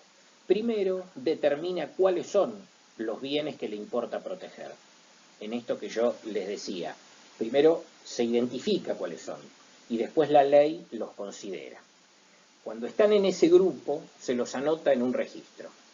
Ese registro permite que coleccionistas privados o museos o entidades públicas que los tengan le den certeza a la existencia del objeto y le den certeza a quién es la persona responsable del cuidado. Esa es la primera acción preventiva. Saber cuál es el objeto, que esté anotado en un registro público y saber quién lo tiene o quién lo conserva. El punto C dice acciones de cuidado a cargo del tenedor, es que los tenedores de estos objetos, autorizados por el Estado o reconocidos por el Estado en esa tenencia, tienen la obligación de cuidarlos y tienen la obligación de exhibirlos cuando la autoridad administrativa o la autoridad de aplicación les pida la exhibición para constatar el estado de ese cuidado. Y el tercer punto, que es fundamental y es el que esta ley, sobre el que esta ley se explaya, es que el tránsito o el traspaso de una persona a otra es un tránsito regulado, es un tránsito controlado, en donde el Estado tiene preferencia para la compra. Ahora lo vamos a ir viendo. Pero son las tres características. Y acá están las leyes que yo les digo que la comercialización de antigüedades, obras de arte y bienes culturales es la última, es del año 2019. Si vamos hacia arriba, vemos que la protección del patrimonio arqueológico y paleontológico tiene una ley especial. El registro del patrimonio cultural de los bienes de la nación tiene otra ley del año 1999. La circulación internacional de las obras de arte tiene también una ley específica que es del año 1996. La circulación, fíjense que ahí dice circulación internacional y en la ley del 2019 lo que queda regulado es la comercialización interna de las obras. No hay ahí una superposición.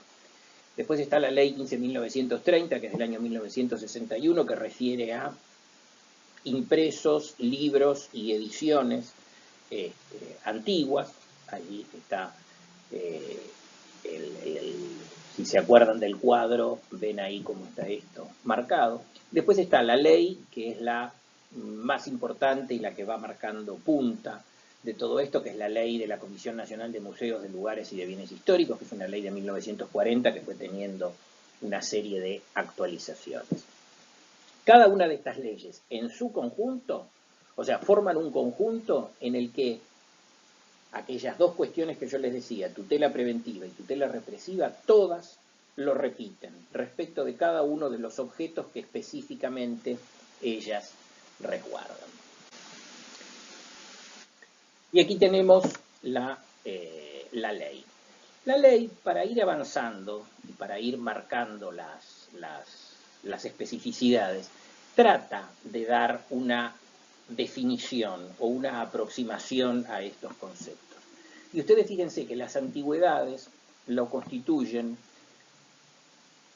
la expresión o el testimonio de la creación humana, obras conjuntas del hombre y la naturaleza, que tienen valor histórico, artístico, científico, técnico excepcional, cuya peculiaridad, unidad, rareza los hacen destacables, les confieren un valor excepcional, dice al final, y que tienen una existencia del bien no menor a los 100 años. Fíjense que tienen que, para que los bienes sean importantes o sean tutelados por el Estado y estén regulados por este sistema de comercialización, tienen que coincidir dos datos objetivos. Uno es que tengan más de 100 años. Ese es el último. Y el otro es que sean una expresión de la obra creadora del hombre, pero que tenga valor histórico, artístico, científico, técnico excepcional. Si no, el mercado de Dorrego de antigüedades no podría existir. Si no, las casas de antigüedades que vemos donde hay juegos de cubiertos de plata sellada, tampoco podrían existir. Acá lo que la ley tiende es a proteger los objetos que tienen un valor especial. Y una aclaración, en el caso de fotografías, películas, videos, grabaciones sonoras, tienen que tener 30 años, no 100. Esto es lo que yo les decía en la segunda de las filminas, donde la modificación social va obligando a la ley a ir corriendo con esa situación. Después, las obras de arte, es distinto el planteo. Acá ya no hay ningún tipo de antigüedad. Son obras de arte las que tienen interés artístico, pinturas, dibujos, grabados, estampas, litografías, serigrafías originales, fotografías, montajes artísticos, arte estatuario. Acá no hay problema o no hay límite con la antigüedad. Y los otros bienes culturales, estos que no caen en las otras dos definiciones, por ejemplo, el libro o el folleto que yo les muestro. Y acá, fíjense, y con esto vamos terminando, así cumplo con el horario. ¿Cuáles son las 3 características especiales o cuáles son las 3 condiciones que la ley pone para que se pueda comercializar lícitamente con los objetos a los que nos estamos refiriendo? Primero, la existencia del registro en el que estos objetos estén anotados, en el que estos bienes culturales estén anotados. Los bienes que están anotados en este registro, si no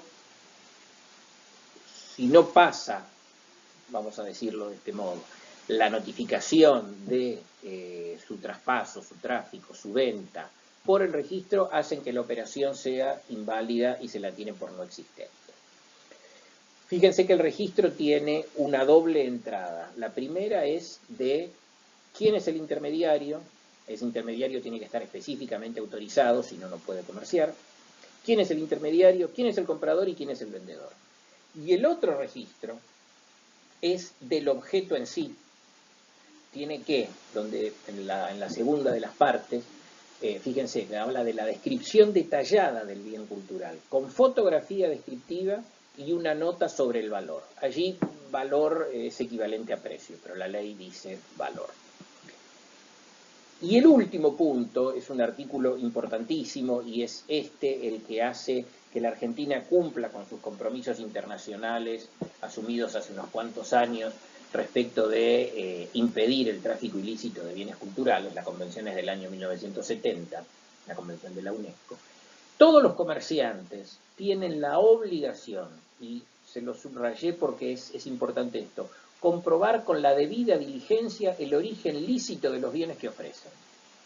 Acá el Estado delega en las personas a las que autoriza a ejercer este especial comercio la obligación de chequear el origen lícito de los bienes que van a vender. Básicamente es esto, no me quiero exceder más de lo que ya estoy haciendo, yo quedo a disposición de ustedes para las preguntas o aclaraciones que necesiten. Muchísimas gracias y bueno, pasamos a los organizadores.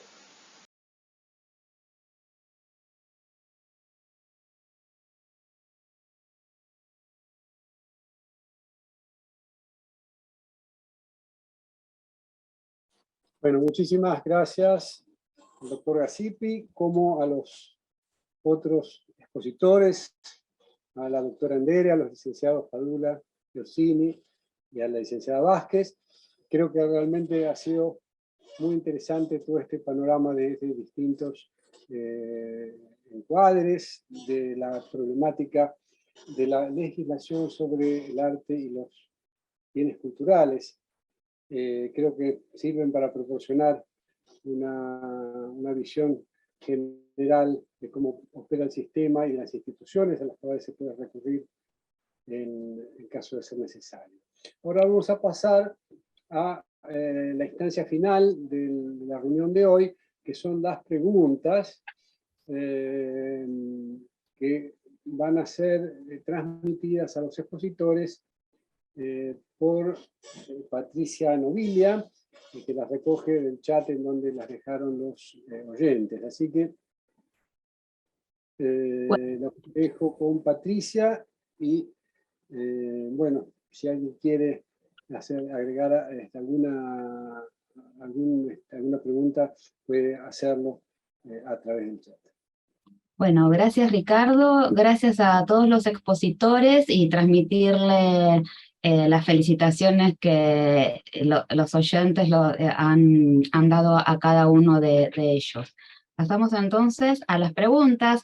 Aunque antes de decirles las preguntas, recordarles que la próxima reunión, que va a ser el miércoles, será en el último link que hemos enviado hoy. Igualmente se lo mandarán por escrito el mismo miércoles. Para la doctora María Luz Sendere, María Descole pregunta si cuando expresa que podría vincularse el tema del patrimonio con otro tipo de legislación, que nombró leyes de desarrollo territorial, y la provincia de Buenos Aires tiene una ley al respecto, que es la 8.912, pregunta si podría profundizar si existen propuestas o ideas de incorporación de la salvaguarda del patrimonio a escala urbana y arquitectónica en esa ley.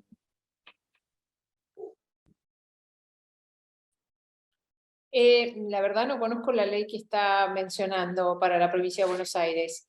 Lo que digo es que eso tiene que ser una parte de una agenda en todas las provincias y también en la normativa nacional, de incluir cláusulas que tengan que ver con la preservación del patrimonio cultural, y eso es muy importante porque, por ejemplo, las normas de ordenamiento territorial no tienen en cuenta, es decir, siempre están pensando al paisaje como si fuera un paisaje del presente, pero en realidad los paisajes culturales tienen elementos del pasado que tienen que ser preservados.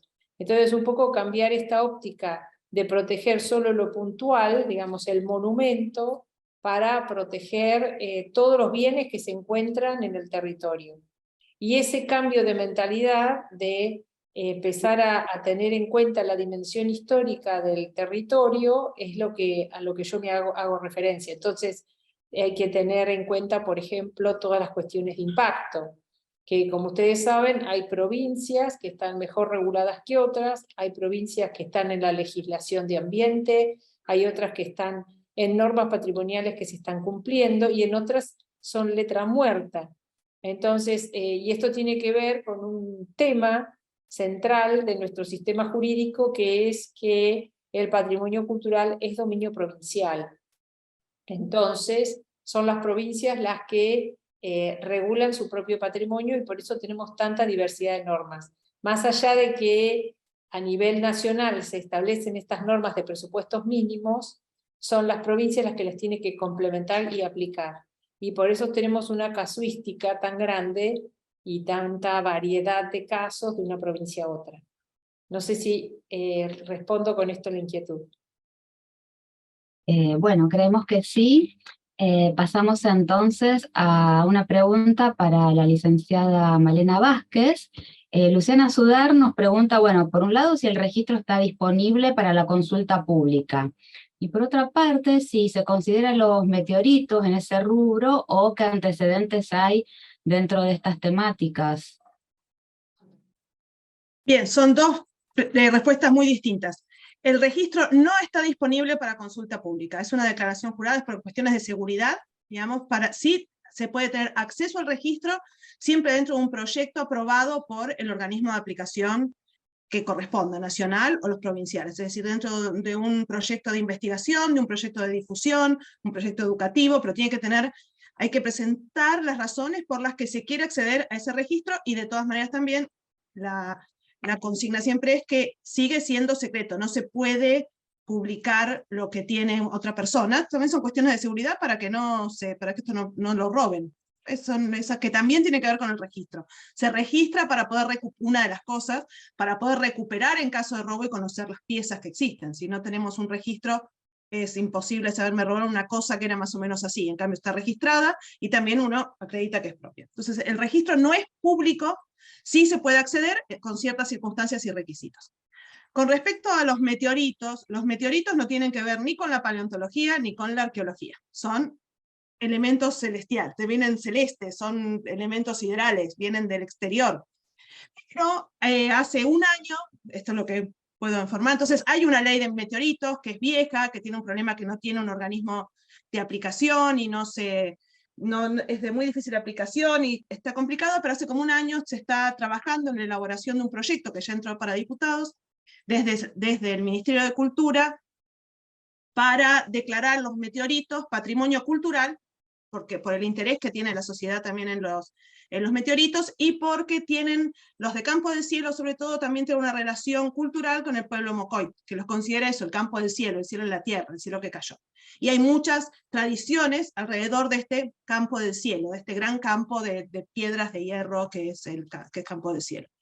De todas maneras, por eso, y nosotros como instituto y como organismo de aplicación de una ley de protección de estos bienes que no tienen, como decía Pablo, que tienen valor pero no tienen precio, estuvimos como asesores y trabajando en conjunto porque, bueno, la ley, como decía, con sus cosas buenas y sus cosas malas, hace 20 años la ley de protección del patrimonio arqueológico que está funcionando, entonces para tomarla un poco de modelo, digamos, en base a esta ley, ¿qué se puede hacer con los meteoritos? Eso es lo que, pero de todas maneras, el organismo de aplicación va a ser el SEGEMAR, ¿no? Que es el Servicio Geográfico de la Nación. Eso con respecto a los meteoritos. Bueno, tenemos otra pregunta de Gustavo Galván, que se refiere al contrabando de piezas arqueológicas, y cuál sería el fin si son compradas por particulares que no las pueden exhibir. Bueno, hay que preguntar a los particulares, ¿no? Ahí está, porque hay una cosa en el coleccionismo que es increíble, digamos, muchas veces es tenerlo. Es una cosa muy fetichista el coleccionismo, es yo tengo esto, digamos, si no lo muestro, pero sé que lo tengo. Entonces, ahora en la actualidad no se pueden comprar, pero hay gente que le gusta tener, y existe, como decíamos por ahí, no sé cómo esto de no darlas. Uy, yo me detuve. Se te escucha bien, ¿eh?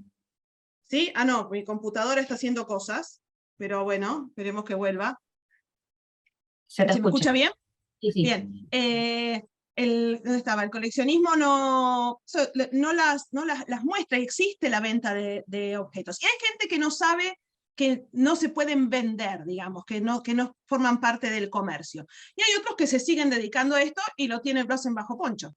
Y generalmente muchos se quejan o se quejaban hace 20 años porque perdía valor en el mercado, porque no se puede sacar del país, porque la aduana lo controla, ¿no? La aduana tiene muy buen control hay un certificado de exportación que se da. Entonces, ¿por qué lo comprarían y por qué es fetichismo? Es para tenerlo. Esa sería mi respuesta. Pasa como no soy coleccionista en ese sentido, no puedo responder por eso. Claro. Bien, y por último, Leticia Sayago pregunta, ¿cuál es la colaboración que se presta desde el RENICOA a INAPL en el contexto del Protocolo Único de Actuación para los delitos previstos en la Ley 25.743? También para Malena es la pregunta. Perdóname, se me apagó y volví. ¿Cuál era la pregunta? ¿Cuál es la colaboración que se presta desde el organismo en el contexto del Protocolo Único de Actuación para los delitos previstos en la Ley 25.743? Bien, el Protocolo único de Actuación, creo que lo va a hablar más adelante en las otras sesiones, otros expositores, creo que está la gente de Policía Federal, sobre todo. Es un protocolo que sacó el Ministerio de Seguridad en 2018, creo, si no me equivoco, esto es un protocolo de actuación para todas las fuerzas, para todas las fuerzas de seguridad nacionales, es decir, Gendarmería, Prefectura, Policía Federal y Policía de Seguridad Aeroportuaria, para tener todos una actuación, saber qué es lo que hay que hacer para que todas las fuerzas, saber qué es lo que hay que hacer, que esté claro el protocolo ante la detección de un delito contra el patrimonio arqueológico y paleontológico.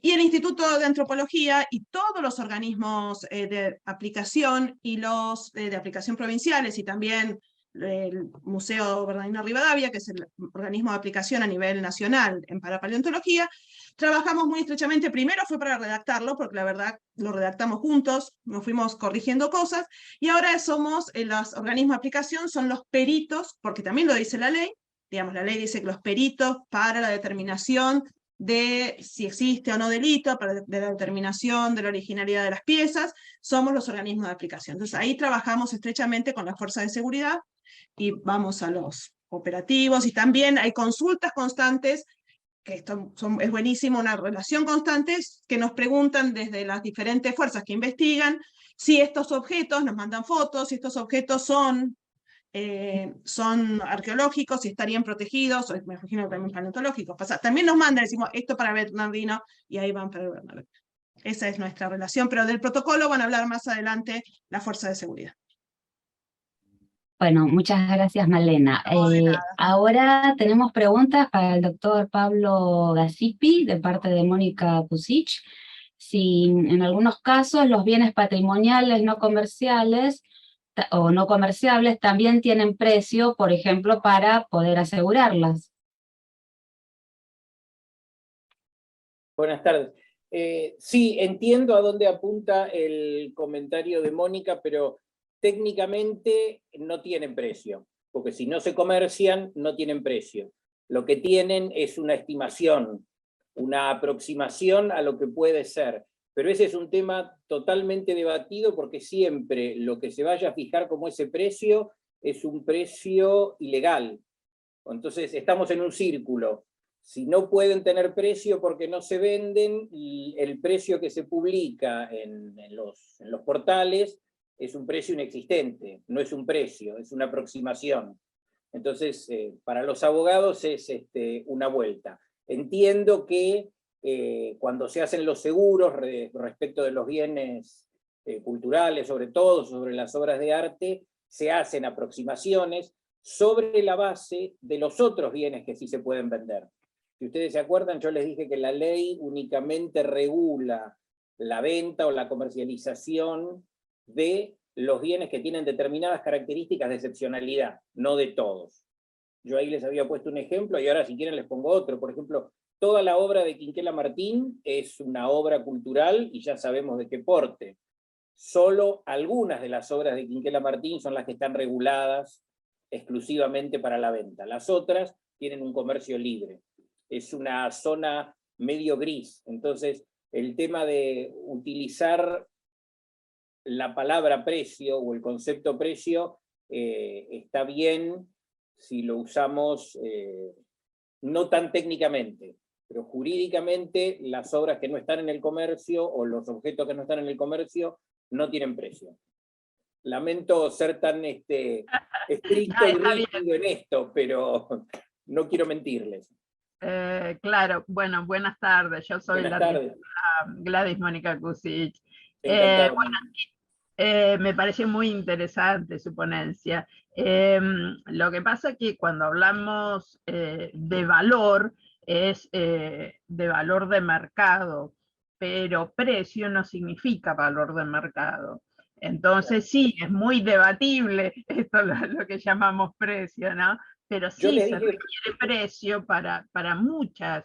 Una de las cosas más comunes, comentaba yo, es para esto del seguro, pero de hecho que hay yo hice una carrera de especialización en valoración de bienes patrimoniales, ¿no? Una de las materias era valoración de bienes patrimoniales de la Universidad de Valencia. Y sí, esa distinción la tenemos bien en claro y no es por valor de mercado, ¿no? Así que bueno, muy interesante.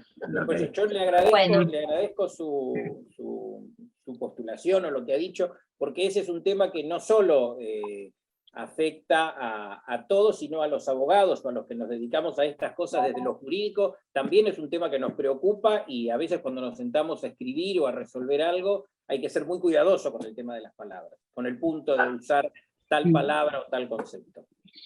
Bueno, vamos a pasar a una pregunta de Lina Ducci, que consulta si las películas, fotografías y obras sonoras solo son contempladas como antigüedades y si no hay un reconocimiento como obra de arte.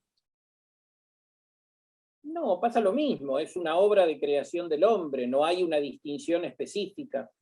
No, la película lo que tiene, las fotografías o los archivos digitales, lo que tienen es esa diferenciación temporal, porque hace 100 años casi no existían. Entonces, si se pone únicamente los que tengan más de 100 años, es como no protegerlas, porque no existían. Entonces se les acorta la exigencia temporal de su existencia. Claro. Y hay otra pregunta de Magdalena Lainio, que quiere saber los alcances del concepto de debida diligencia y si ya hubo fallos internacionales o nacionales sobre el concepto. Debida diligencia es hacer una investigación o tomar algún concepto para estar seguro de que lo que se va a ofrecer no es un bien robado, o no es un bien sobre el que no se tenga derecho. Lo que se está últimamente tomando, fallos internacionales no conozco, fallos nacionales 2, ahora se los refiero, pero lo que se está tomando como, por ejemplo, cumplimiento de la debida diligencia es constatar en la base de objetos robados que tiene Interpol, la Dirección de Protección de Patrimonio Cultural.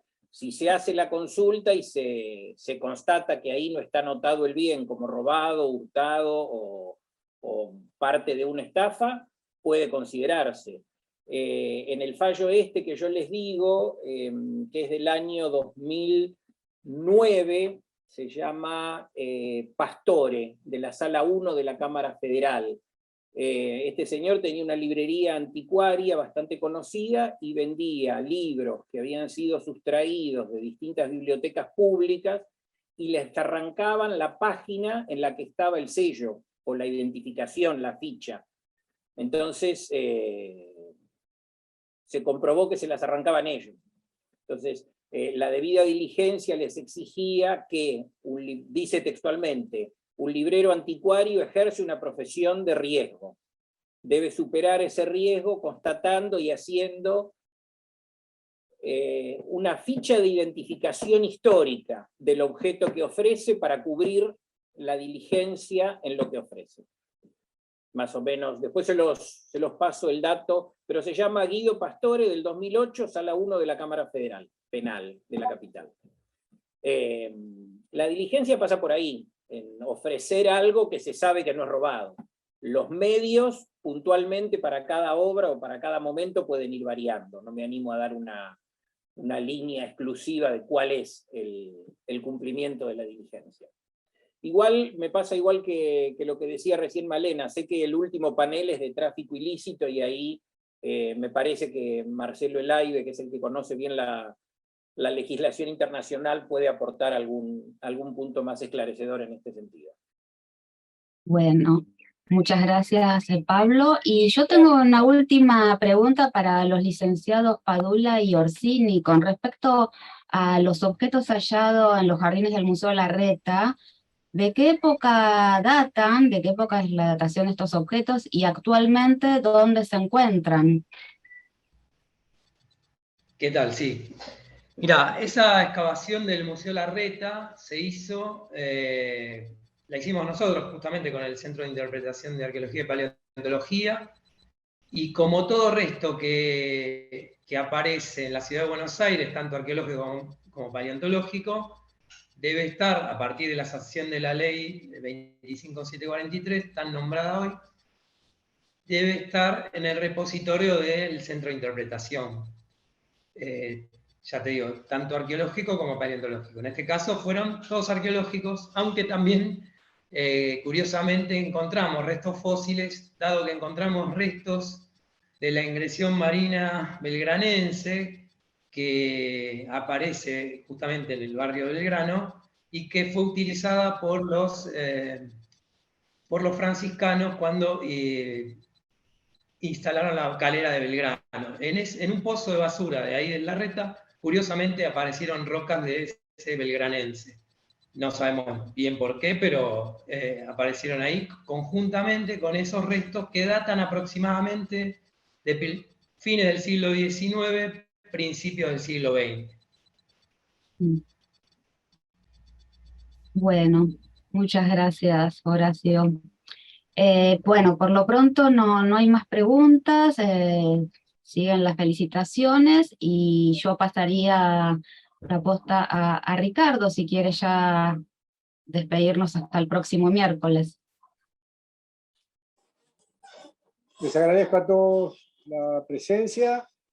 Hemos pasado de las convenciones internacionales a las legislaciones argentinas y los gliptodontes y las losas coloniales a los meteoritos, en un recorrido sumamente interesante por estas cuestiones que, en definitiva, y como se dijo en casi todas las exposiciones, como dice el arquitecto Roberto Fernández son obra del tiempo, testimonios del tiempo y de la vida de las comunidades en el tiempo. Salvo quizá los meteoritos, no me quisiera meter con los meteoritos. Pero los esperamos entonces en la próxima, que va a tratar sobre un aspecto que también es sumamente importante para la gente que trabaja en la defensa del patrimonio, que son algunas variantes y fuentes de financiamiento del tipo de proyectos de preservación patrimonial. Lo cual naturalmente puede ser muy útil porque, como sabemos, las cosas acá generalmente se hacen a pulmón, y entonces tener un panorama de las diferentes fuentes o posibilidades que hay para llevar adelante proyectos, creo que tiene el mayor interés. Bueno, os esperamos entonces el miércoles, esperamos no haya problemas con el Zoom como pasó hoy, empezamos a las 5 en punto, y entonces será hasta la próxima. Nuevamente gracias. Chao, chao, chao, chao. Muchas gracias. Muchas gracias, Ricardo. Chao, chao. Gracias. Muchas gracias por la invitación. Chao, Muchas gracias a todos.